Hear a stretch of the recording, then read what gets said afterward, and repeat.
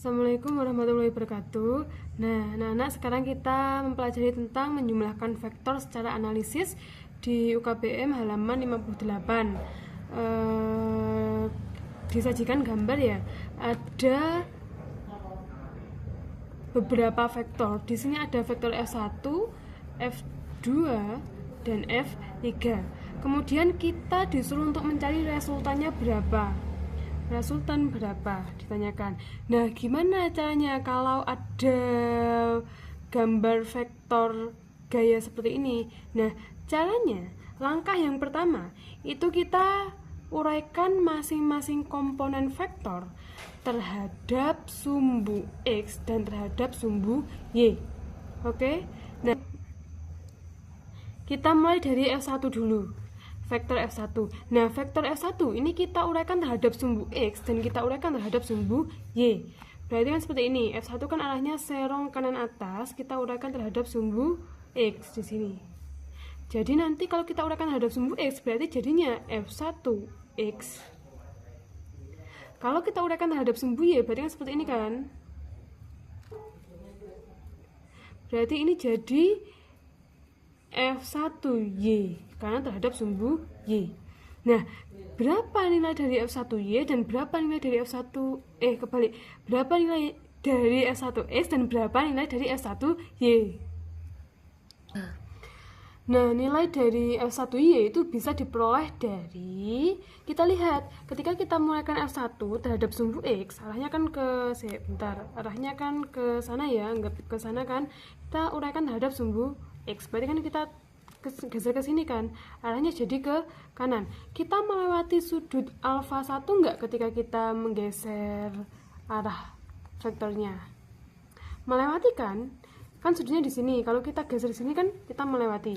Nah, kalau kita melewati sudut alfa 1, nilai dari F1X itu kita pakai cos.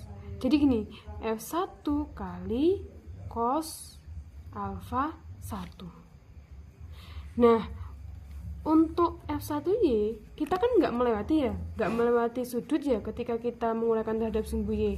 Ya, ini nanti kita pakai sin. F1 kali sin alfa 1. Nah, kenapa kok kita pakai F1? Ya karena vektor yang kita uraikan adalah F1. Jadi kita menggunakan F1 kali, kalau kita melewati sudut berarti pakai cos, kalau kita nggak melewati sudut berarti pakai sin. Nah, kenapa kok sudut yang kita gunakan adalah alfa 1? Kenapa enggak alfa 2 atau alfa 3?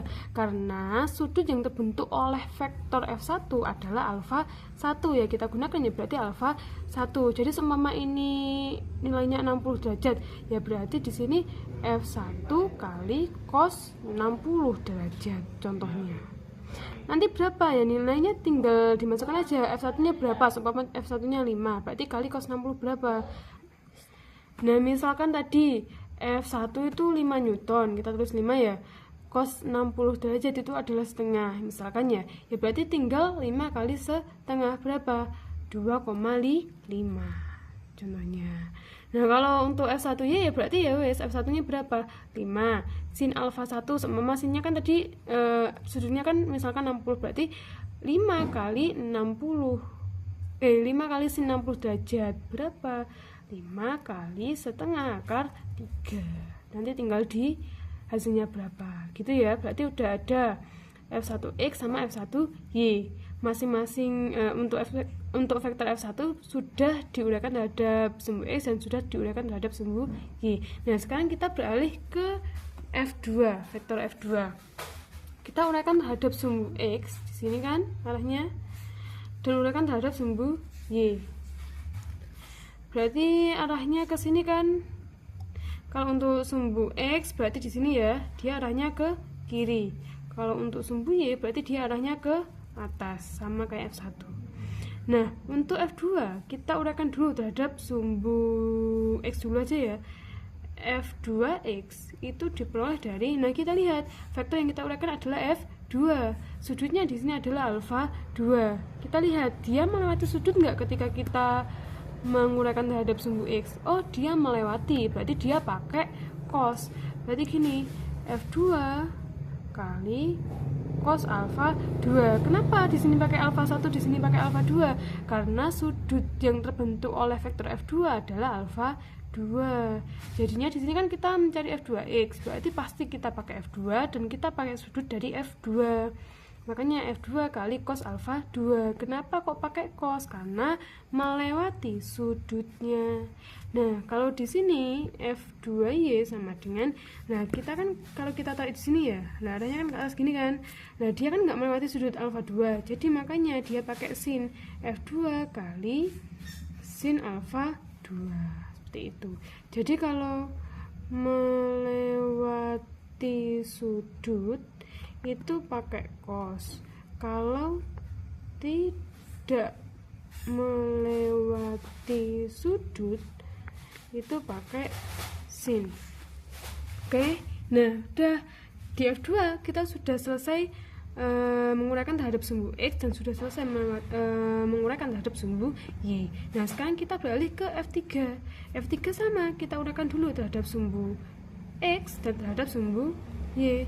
Jadi kalau kita F3 kita uraikan terhadap, oh ini ya, maaf di sini ya berarti. Anggap lurus ya di sini F3x, di sini F3y. Berarti di sini maaf ya, ini salah ya. Berarti di sini F3y dan di sini ada, tak tarik ke sini ya, F3x. Nah, kita mulai dulu dari F3x. Nah, kita uraikan terhadap sumbu X. Gini kan ya. Dia melewati alfa 3 enggak? Melewati ya. Dari F3 ini kita tarik ke sumbu X, berarti dia melewati alfa 3. Kalau dia melewati, berarti pakai cos. Berarti F3x sama dengan, karena yang kita uraikan adalah F3, berarti F3 kali, karena dia tadi melewati sudut, berarti pakai cos alfa 3. Kalau F3y berarti F3 kali sin alfa 3. Kenapa kok pakai sin? Karena kan kita nggak melewati sudut alfa 3 ketika kita menarik ke sumbu Y. Kalau sumbu X itu yang vertikal, kalau sumbu X itu horizontal, sumbu Y itu vertikal. Yang ini Y, yang ini X. Oke. Nah, habis itu kan kita udah dapat ya. Ternyata dari tadi kita menguraikan masing-masing itu kita dapat F1x, dapat F1y, terus F2x, kemudian F2y, dan F3x dan F3y. Jadi kita masing-masing dapat, masing-masing vektor kita dapat xy, xy, xy. Karena di sini ada 3 vektor ya, berarti ada 3. 1 terhadap X dan Y, 2 terhadap X dan Y, 3 terhadap X dan Y. Nah, ini kan nanti ada hasilnya ya, ketika kalian memasukkan nilainya berapa. Jadi kan tinggal nanti F3 nya berapa kali sin alfa 3 sudutnya berapa. Contohnya kayak ini tadi. Terus ya, contohnya ya. Ini nilainya 1, 2, 3, 4, 5, 6 contoh. Nah, kemudian selanjutnya apa? Selanjutnya kita menjumlahkan semua komponen yang berada di sumbu X dan semua komponen yang berada di sumbu X. Dengan cara apa? Sigma Fx. Sigma Fx itu diperoleh dari ya apa aja yang ada di sumbu X. Berarti kan gaya yang bekerja di sumbu X. Tadi kan kita ada F1x, F2x, sama F3x. Berarti tinggal kita tambahkan aja F1x ditambah F2x ditambah F3x. Nah, karena yang gaya, vektor gaya yang bekerja di sumbu X itu ada 3 ini. Nah, tapi gimana? Kita nggak boleh asal menambahkan. Kita harus tahu arahnya dulu. Kalau ke kanan berarti arahnya kita anggap positif ya. Kalau ke kiri berarti kita anggap negatif. Berarti kita lihat dulu F1x. Nah, F1x tadi kan kita misalkan 1, F1y 2, F2x 3, F2y 4, F3x 5, dan F3y adalah 6. Berarti F1x adalah 1 ya, tapi kita lihat arahnya kemana. Kalau kita uraikan yang awalnya dia serong kanan atas, kita uraikan terhadap sumbu X, berarti dia mengarah ke kanan. Ke kanan kita anggap positif. Jadi S1x itu 1, karena kita misalkan 1 ditambah F2x ini kan arahnya jadi ke kiri kan. Nah, kalau arahnya jadi ke kiri, dia kan berlawanan arah dengan kanan.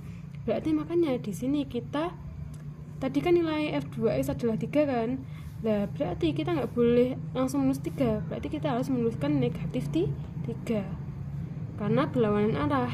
Pokoknya kalau ke kanan positif, karena emang ya ke kanan positif, ke kiri negatif.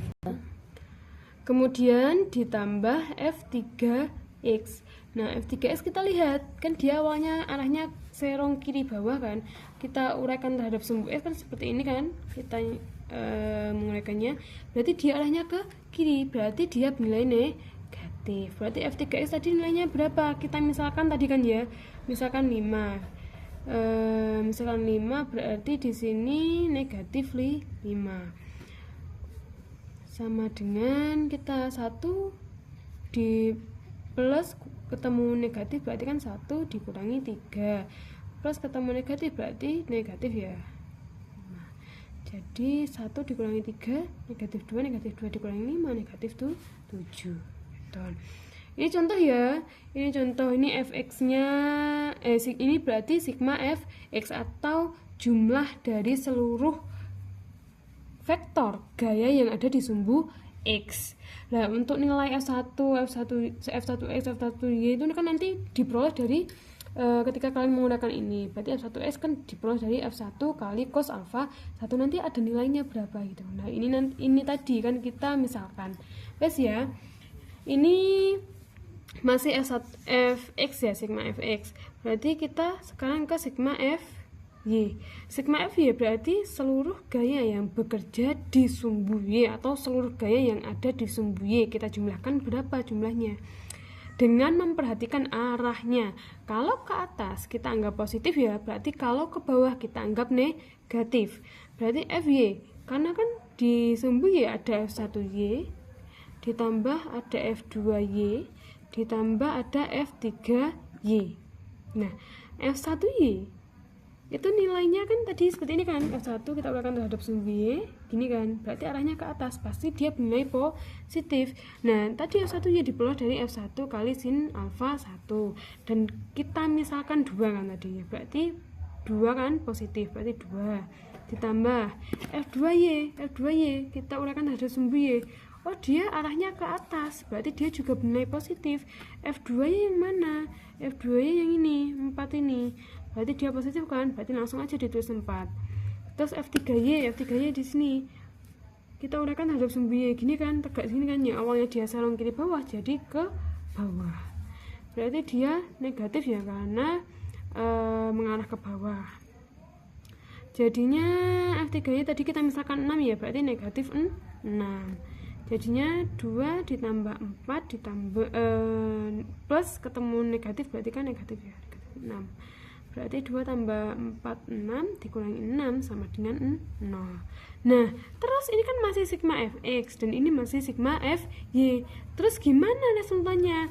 Resultannya itu diperoleh dari akar sigma fx kuadrat ditambah sigma fy kuadrat. Berapa jadinya? Sigma fx kan udah dapat ya tadi, negatif 7. Negatif 7 kuadrat ditambah 0 kuadrat fy-nya. Negatif 7 kuadrat berarti kan negatif 7 kali negatif 7. Negatif kali negatif kan positif. 7 kali 7 adalah 49. 0 kuadrat adalah 0. Berarti akar dari 49 sama dengan 7. Gini caranya. Nanti kalau ada yang ditanyakan bisa di grup ya. Terus habis ini tak kasih contoh soalnya.